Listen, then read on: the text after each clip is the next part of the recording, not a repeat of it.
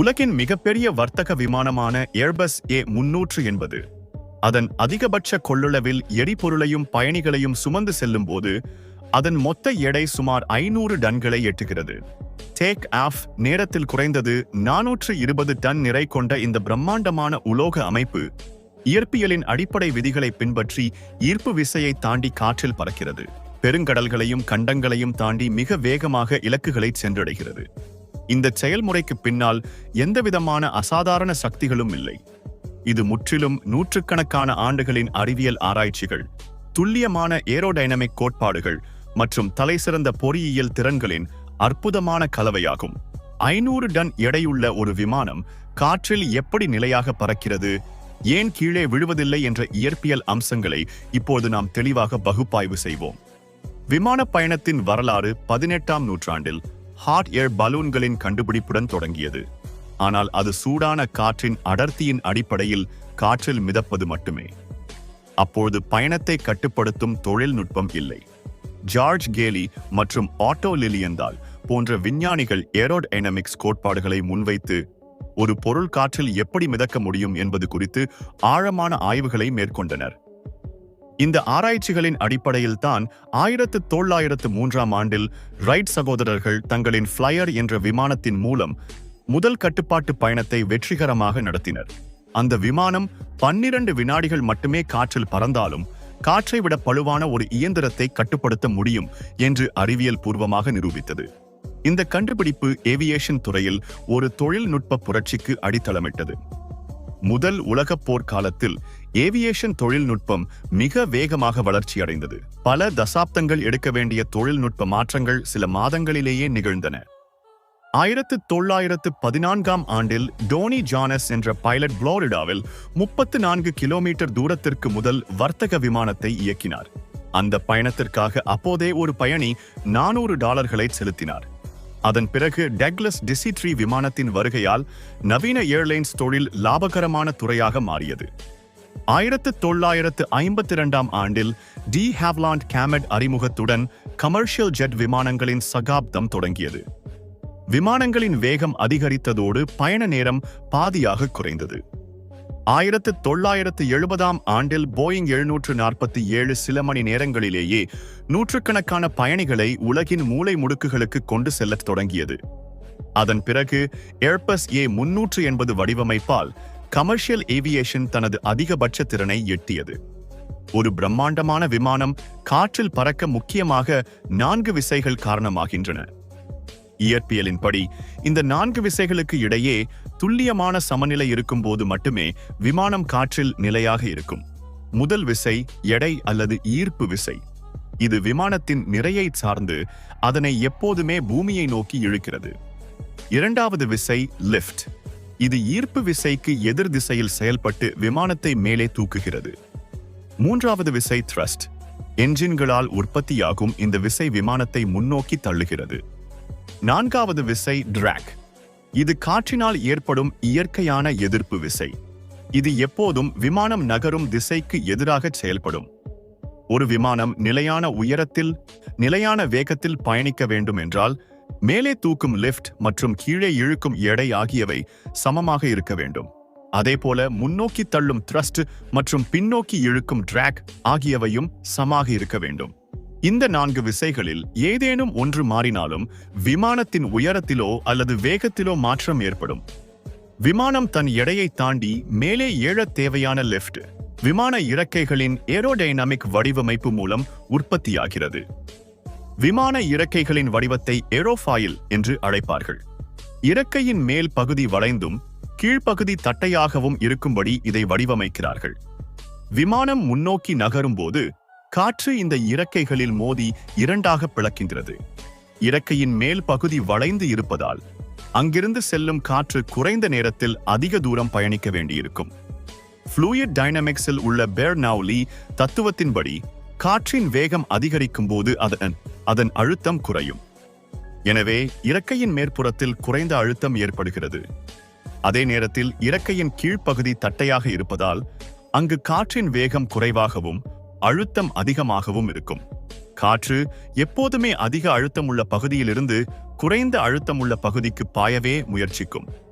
இந்த அழுத்த வேறுபாட்டின் காரணமாக கீழே உள்ள காற்று விமானத்தின் இறக்கைகளை பலமாக மேலே தள்ளுகிறது.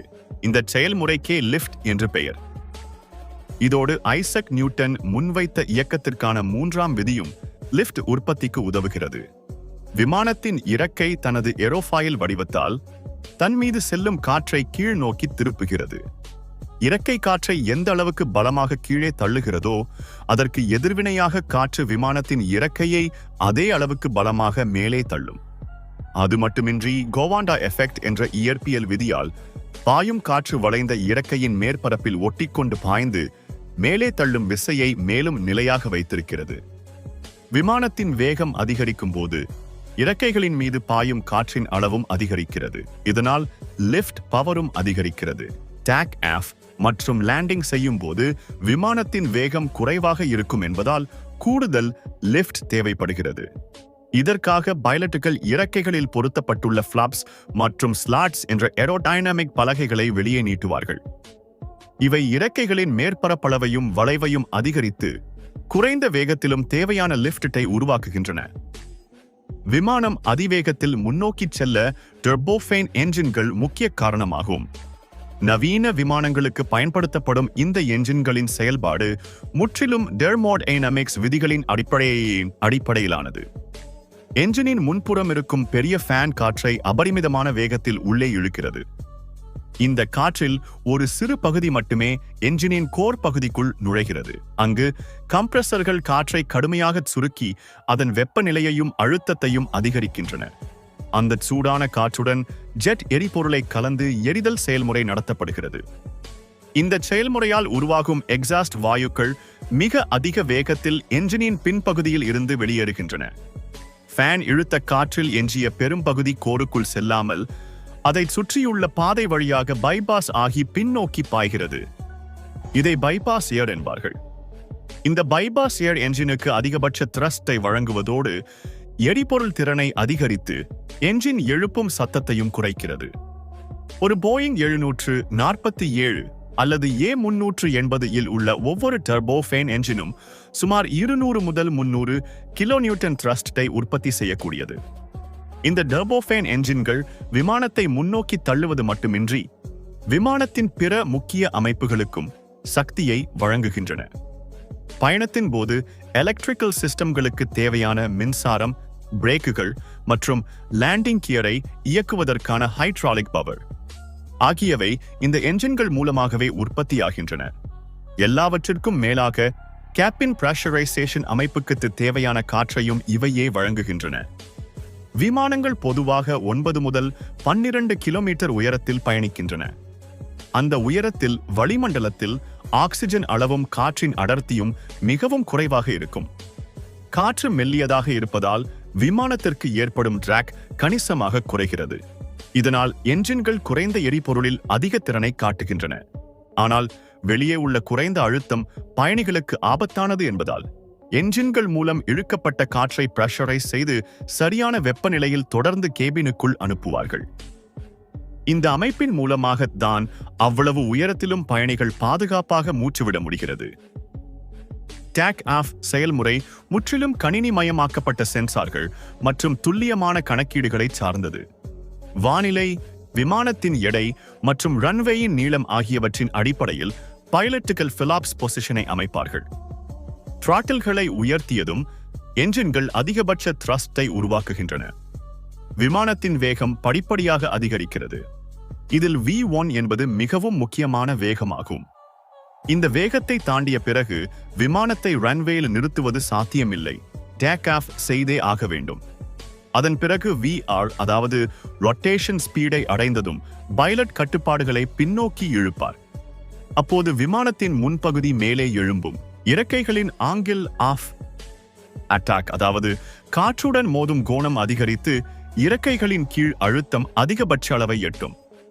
எப்போது லிஃப்ட் போர்ஸ் விமானத்தின் எடையை தாண்டுகிறதோ அப்போது விமானம் காற்றில் பறக்கத் தொடங்குகிறது. உடனே லேண்டிங் கியர் உள்ளே மடக்கப்படுகிறது. ஃபிலாப்ஸ் இயல்பு நிலைக்கு திரும்புகின்றன. விமானம் உயரத்தை அடைவதற்காக படிப்படியாக மேலேறுகிறது. சுமார் 35,000 அடி உயரத்தை அடைந்த பிறகு விமானம் ஒரு நிலையான இயற்பியல் சமநிலைக்கு வருகிறது. மேலே தூக்கும் லிஃப்ட் சரியாக விமானத்தின் எடைக்கு சமமாகிறது. என்ஜின்களின் த்ரஸ்ட் காற்றின் டைராக்கிற்கு சமமாக மாறுகிறது. இந்த சமநிலையின் காரணமாகத்தான் விமானம் உயரத்திலோ அல்லது வேகத்திலோ எந்த மாற்றமும் இல்லாமல் துல்லியமான பாதையில் பயணிக்கிறது. பயண நேரம் அதிகரிக்க அதிகரிக்க விமானத்தில் உள்ள எரிபொருள் எரிவதால் அதன் நிறை குறைந்து கொண்டே வருகிறது. எடை குறையும் போது குறைந்த லிஃப்டே போதுமானதாக இருக்கும். மேலும் காற்றின் எதிர்ப்பை இன்னும் குறைத்துக் கொள்வதற்காக ஆட்டோ பைலட் சிஸ்டம் மூலம் விமானம் படிப்படியாக இன்னும் உயரத்திற்கு பயணிக்கிறது. இது எரிபொருள் திறனை அதிகரிப்பதற்கான ஒரு ஸ்டாண்டர்ட் ஏவியேஷன் டெக்னிக் ஆகும். இலக்கை சென்றடைந்த பிறகு நடைபெறும் லேண்டிங் செயல்முறை ஏரோடைனமிக்ஸில் மிகவும் துல்லியம் தேவைப்படும் ஒரு கட்டமாகும். விமானத்தின் உயரத்தையும் வேகத்தையும் குறைக்க பைலட்டுகள் முதலில் என்ஜின் த்ரஸ்டை குறைப்பார்கள். வேகம் குறையும் போது விமானம் காற்றில் சமநிலையை இழக்காமல் இருக்க ஃபெலாப்ஸ் மற்றும் ஸ்லாட்ஸை முழுமையாக விரிவுபடுத்துவார்கள். இதனால் இறக்கைகளின் பரப்பளவு அதிகரித்து குறைந்த வேகத்திலும் தேவையான லிஃப்ட் கிடைக்கிறது. அதன் பிறகு லேண்டிங் கியர் வெளியே வருகிறது. பயணத்தின் போது மணிக்கு 800 கிலோமீட்டர் வேகத்தில் பறந்த விமானம் ரன்வேயை நெருங்கும் போது 150 முதல் 170 கிலோமீட்டராக குறைகிறது. சக்கரங்கள் தரையை தொடுவதற்கு சில வினாடிகளுக்கு முன் பைலட்டுகள் ஃபிளேர் என்ற டெக்னிக்கை பயன்படுத்துவார்கள். விமானத்தின் முன்பகுதியை சிறிது மேலே தூக்கி எடையை பின் சக்கரங்களுக்கு மாற்றுவார்கள். விமானத்தின் சக்கரங்கள் ரன்வேயை தொட்ட உடனே லிஃப்டை அழிப்பதற்காக இறக்கைகளின் மேல் உள்ள ஸ்பாய்லர்கள் ஒரே அடியாக மேலே எழும்புகின்றன. இதனால் விமானத்தின் முழு எடையும் நேரடியாக சக்கரங்கள் மீது விழுந்து பிரேக்கிங் அமைப்பு திறம்பட செயல்படுகிறது. அதே நேரத்தில் என்ஜின் த்ரஸ்ட் ரிவர்சர்கள் ஆக்டிவேட் ஆகின்றன. இவை என்ஜின் எக்ஸாஸ்ட் காற்றை முன்னோக்கி திருப்புவதன் மூலம் விமானத்தின் வேகத்தை கடுமையாக குறைக்கின்றன. இவற்றுடன் சக்கரங்களில் இருக்கும் கார்பன் ஃபைபர் பிரேக்குகளும் இணைகின்றன. இந்த 3 பிரேக்கிங் முறைகளின் துல்லியமான ஒருங்கிணைப்பால் நூற்றுக்கணக்கான கிலோமீட்டர் வேகத்தில் உள்ள 500 டன் நிறை கொண்ட விமானம் சில வினாடிகளிலேயே டாக்ஸி வேகத்திற்கு வந்துவிடுகிறது. இறுதியாக பகுப்பாய்வு செய்தால் ஒரு பிரம்மாண்டமான விமானம் வானத்திலிருந்து கீழே ஏன் விழுவதில்லை என்ற கேள்விக்கு இயற்பியல் மற்றும் ஏரோடைனமிக்ஸ் விதிகளே சரியான பதிலாகும். இறக்கைகளின் ஏரோஃபாயில் வடிவமைப்பு காற்றின் அழுத்த வேறுபாடுகளை பயன்படுத்தி லிஃப்டை உருவாக்குகிறது. டர்போஃபேன் என்ஜின்கள் காற்றை சுருக்கும் மற்றும் எரிக்கும் செயல்முறைகள் மூலம் அதிகபட்ச த்ரஸ்டை உற்பத்தி செய்கின்றன. விமான மேற்பரப்பின் ஏரோடைனமிக் கட்டமைப்பு காற்றின் எதிர்ப்பை குறைக்கிறது. இவை யாவும் கணினி மயமாக்கப்பட்ட அமைப்புகளால் ஒவ்வொரு வினாடியும் கட்டுப்படுத்தப்படுகின்றன. ஒரு விமானம் வானத்தில் பயணிப்பது என்பது இந்த இயற்பியல் விசைகளின் துல்லியமான சமநிலை மற்றும் திட்டவட்டமான இயந்திர கட்டுப்பாட்டின் விளைவு மட்டுமே.